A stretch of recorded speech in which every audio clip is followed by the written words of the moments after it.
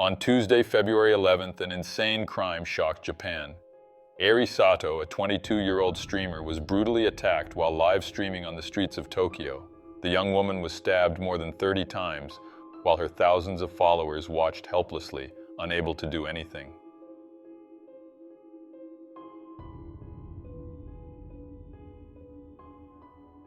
Airi Sato was a 22-year-old Japanese streamer, better known as Mogami Ai. She had been live streaming for several years, ever since she was in high school, and had thousands of followers. Airi often streamed while walking through the streets of Tokyo, the capital of Japan, where she would chat with her followers about practically anything. She also frequently streamed while exploring new places, filming and describing the details of the locations she passed through. In one of these videos, titled "Walking Around the Yamanote Line," Airi recorded and streamed live as she toured a well-known railway service loop. The young woman lived in Tama, a city located in the western part of the Tokyo metropolitan area with a population of nearly 150,000 residents. According to family and friends, when she first started live streaming, she was shy and felt embarrassed because she was very introverted. Over time, she became more comfortable and started feeling more confident communicating with the people following her online. Her friendly and sweet personality quickly won over many, and in no time she had thousands of followers who were always present when she began a stream. Family and friends also mentioned that Airi loved doing these live streams and had fully immersed herself in that world. On February 11, 2025, a Tuesday, Airi Sato left her home in Tama in the morning and went to Tokyo with the intention of doing a live stream. It was around 9:50 a.m. when the young woman was brutally attacked on a street in Tokyo while streaming live to thousands of people. Airi was stabbed more than 30 times in the head, neck, and chest. The attack took place in a residential area of Shinjuku, one of the busiest districts in Tokyo.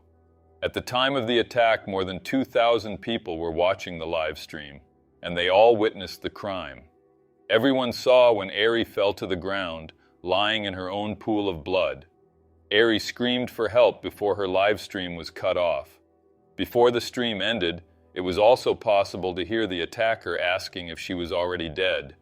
The attacker's face was captured in a frame of the stream, as you can see in this image. Some of the streamer's followers thought it was a joke, while others became desperate and quickly called the police. According to sources, as soon as the crime occurred, the Tokyo police received hundreds of calls from people claiming to have witnessed the terrible crime live. The police quickly arrived at the scene of the incident.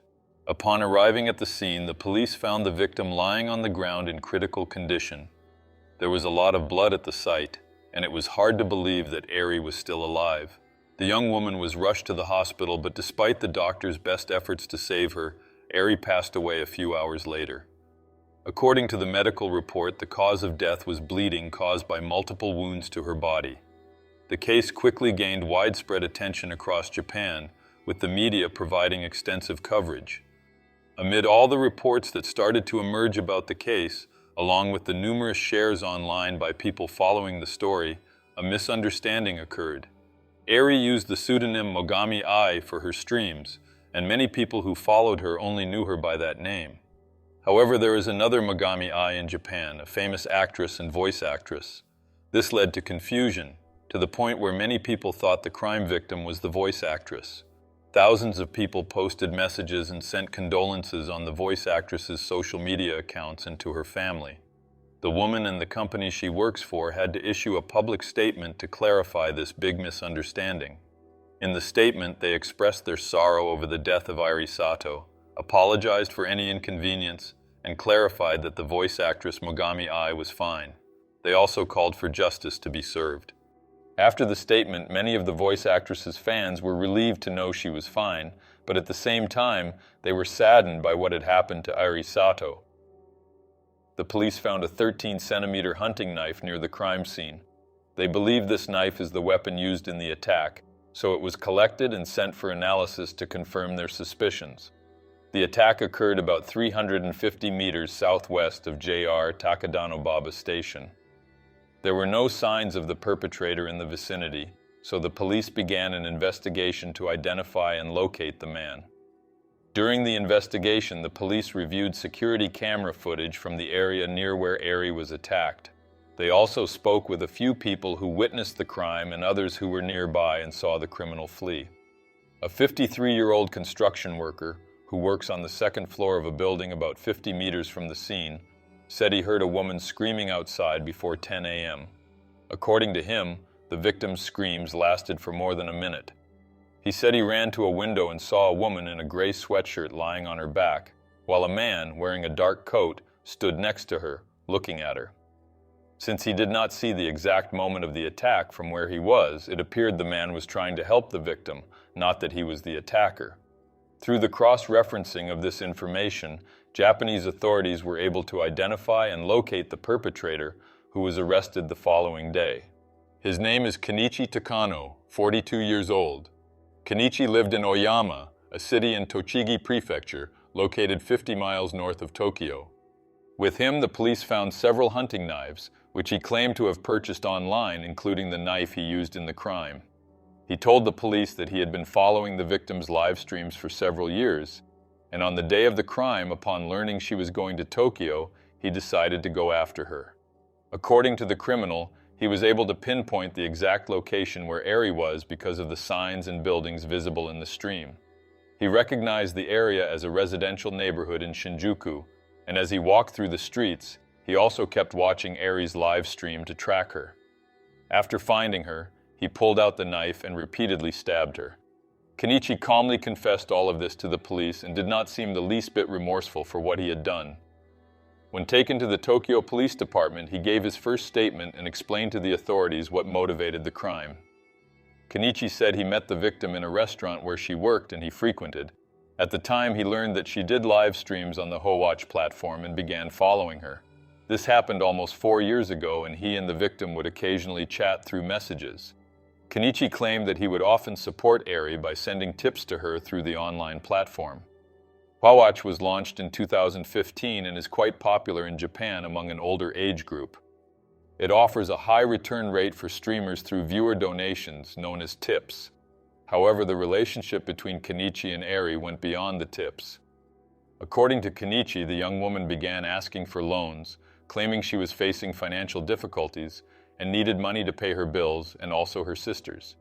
Kenichi said he loaned her more than 2 million yen, about $13,000. He even reportedly took out loans from a bank to help the streamer. However, as time went on, Airi did not pay him back, and whenever he asked for repayment, she made up some excuse. Kenichi said that in 2024, he went to the Tochigi Police Department, where he reported to the police that he had lent money to the streamer, and she refused to pay it back. A report was filed against Airi, but according to Kenichi, nothing changed, and the young woman still did not repay him. This made him increasingly frustrated, and that frustration soon turned into hatred. He then decided he would take revenge. He began planning how he would carry out his revenge. Kenichi said he chose to buy a few hunting knives online, knowing that he wouldn't be able to purchase a firearm. For those who don't know, Japan has very strict rules for acquiring firearms, making it one of the countries where civilians face the greatest difficulty in obtaining them. After his hunting knives arrived, Kenichi began watching Airi's live streams, waiting for an opportunity to act. He knew that the young woman often streamed while walking through the streets of Tokyo, so it was just a matter of time before he could ambush her. Kenichi was patient until on Tuesday, February 11, 2025, he managed to track the streamer down and kill her. At first, the police thought Kenichi Takano's story about the loans was fabricated. To the investigators, Kenichi was just an obsessed and lonely fan who, after not receiving the attention he wanted from Airi, decided to take her life. However, after analyzing both his and the victim's cell phones, it was confirmed that they had been communicating via messages since 2022. In those messages, Airi asked Kenichi for loans. At first, the amounts were small, but over time, the sums increased. Each time she asked for money, the streamer gave a different excuse. Sometimes she claimed she forgot her wallet, sometimes she said she lost her bank password, and other times she simply stated she needed to pay overdue bills. Kenichi repeatedly lent her money until it all snowballed. He claimed he did it because he wanted to help the streamer and believed she would repay him. but some people believe it's likely that Kenichi was in love with the young woman and deep down longed for a relationship with her. This makes sense, as unrequited love can easily turn into obsession and hatred. Currently, Kenichi Takano is in a Tokyo prison awaiting his trial. According to Japanese law, he could be sentenced to life imprisonment or even the death penalty.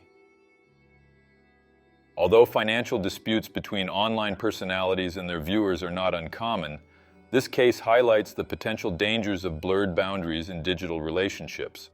Live streaming platforms create an illusion of closeness between creators and their audiences, sometimes leading to extreme emotional investment. When money is involved, such connections can take a more tragic turn.